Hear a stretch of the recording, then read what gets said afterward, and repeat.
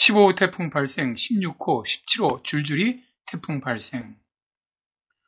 안녕하세요. 날씨아재 방기성TV입니다. 14호 태풍 난마돌이 지나간 후 갑자기 기온이 뚝 떨어지면서 가을 날씨가 찾아왔는데요. 어제는 설악산에서 역대 가장 빠른 서리가 내리기도 했답니다. 자, 오늘 아침에 열대성 저기압으로 기상청에서 공식 발표한 27호 열대저압부에 대해서 먼저 이야기를 해보겠습니다. 기상청은 오늘 아침 4시 30분에 27호 열대저압부 발생을 공식으로 발표를 했는데요. 이 열대저압부는 내일 아침에 15호 태풍 탈라스로 발달할 것으로 예상을 했습니다. 태풍 탈라스는 내일 새벽 3시에 태풍으로 발달을 하는데 중심기압 1000헥토파스칼에 중심 최대 풍속 초속 17m로 간신히 태풍의 기준을 넘기는 정도로 발달할 것으로 보았습니다. 그리고 이후 태풍은 세력이 발달하지 못하고 초속 17m의 약한 태풍으로 북상하다가 온대 저기압으로 소멸할 것으로 보았는데요. 태풍 탈라스는 오늘부터 내일까지는 북서진하고요. 내일 아침 3시에 일본 가고시마 남동쪽 약 480km 부근 해상으로 진출한 다음에 방향을 바꿔서 북동진하면서 모레인 24일 새벽 3시에 일본 도쿄 남서쪽 약 340km 해상까지 진출한 후에 일본 남해안을 따라 동북동진할 것으로 보았습니다. 그리고 25일 아침 3시에 도쿄 남남동쪽 약 100km 부근 해상에서 온대 저기압으로 소멸하는 것으로 보고 있네요. 자, 그러면 각국의 모델들은 태풍 탈라스를 어떻게 모의하는지를 한번 살펴보시죠. 먼저 한국형 수치 모델 KIM은 24일 새벽에 오사카 남쪽 해상으로 상륙을 한 후 온대 저기압으로 소멸하는 것으로 모의를 하고 있습니다. 미국의 GFS는 24일 새벽 나고야 인근에 상륙하면서 바로 온대 저기압으로 소멸하는 것으로 모의를 하고 있네요. 유럽 중계예보청의 ECMWF는 24일 새벽에 나고야 인근으로 상륙한 후 바로 온대 저기압으로 소멸하는 것으로 모의를 하고 있습니다. 미 해군의 나부잼은 24일 아침에 오사카 남쪽 해상으로 상륙한 후 온대 저기압으로 소멸하는 것으로 모의를 하고 있습니다.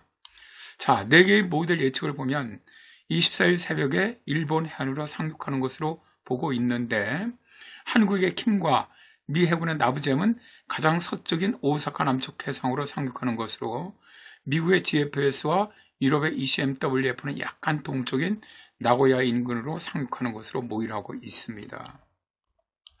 이렇게 15호 태풍 탈라스가 우리나라로 오지 못하고 일본 쪽으로 상륙하는 것은 다음의 이유 때문입니다.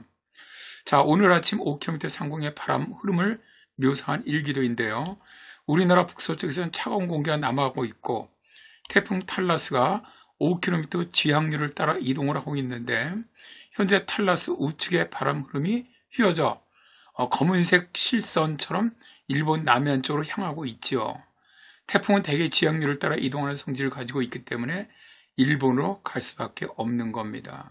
문제는 탈라스 위에 발생할 것으로 보는 16호 태풍 노루, 17호 태풍 꿀랍이 어디로 이동할 것인지인데요. 미국 GFS는 26일 9시에 서태평양성의 3개의 태풍이 발생하는 것으로 모의를 하고 있습니다. 어느 태풍이 가장 먼저 태풍으로 명명될지는 아직은 모릅니다. 가장 좌측의 베트남 동쪽의 태풍은 우리나라에 영향은 없고요. 일본 규슈의 먼 남쪽 해상에 위치한 태풍, 이 태풍이 이제 16호 태풍 노루가 될 가능성은 높습니다.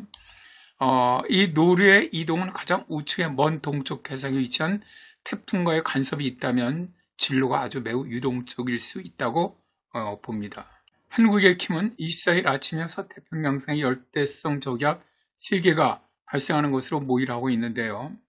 열대성 저기압 중 약 반 정도가 태풍으로 성장을 하니까 이 3개 중 어느 것이 태풍으로 성장할 것인지는 조금 지켜봐야 할 것 같네요. 자, 유럽의 ECMWF는 27일경에 2개의 열대성 저기압이 서태평양상에 발생하는 것으로 모의하고 있습니다. 우측의 열대성 저기압은 강력하게 발달하면서 우리나라 쪽으로 북상하는 것으로 모의를 하고 있는데 이 역시 진로는 앞으로 좀 더 지켜봐야 할 것 같습니다. 최근 기후변화로 10월에도 태풍이 우리나라로 북상해 올라오고 있는데요.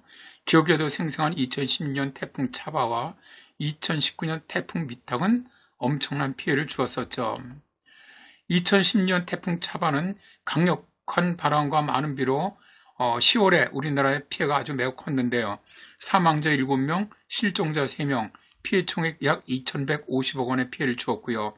특히 기억나는 것은 울산의 태화강이 넘치면서 울산적으로 아주 피해가 컸던 그런 태풍입니다.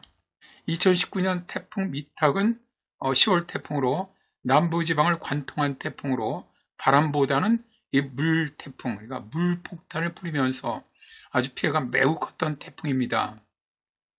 울진에 556.3mm, 삼척 443mm, 영덕이 382mm, 포항에 322mm의 폭우가 쏟아져 내리면서 아주 피해가 컸는데요.